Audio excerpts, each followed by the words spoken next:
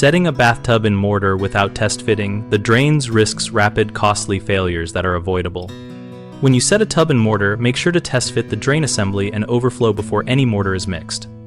Mortar begins to stiffen quickly, so place the tub in position with the drain and waste plumbing connected dry to confirm alignment and clearance for the trap and access panel.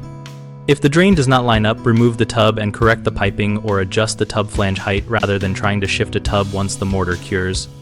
For joist adjustments, only proceed if you have confirmed structural safety and local code compliance, because cutting or notching can weaken floor framing and create long-term problems. Lay a thin vapor barrier or plastic sheet between the tub base and the mortar so the tub can be lifted later if needed without breaking the bedding. Use a mortar mix with a workable open time and keep a small bucket of water and a hawk nearby to re-wet or remix small batches to maintain workability.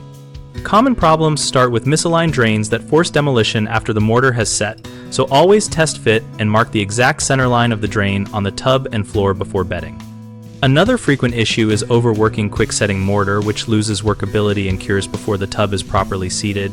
Avoid mixing large batches and use only what you can place in the workable window. A third concern is hidden structural interference, where joists or subflooring prevent the tub from sitting level. If you discover this, remove the tub and correct the framing, or use an approved tub support system rather than forcing the mortar to compensate. BigHomeProjects.com connects homeowners and contractors around projects like bathtub installations so we can find local help and share real-world advice.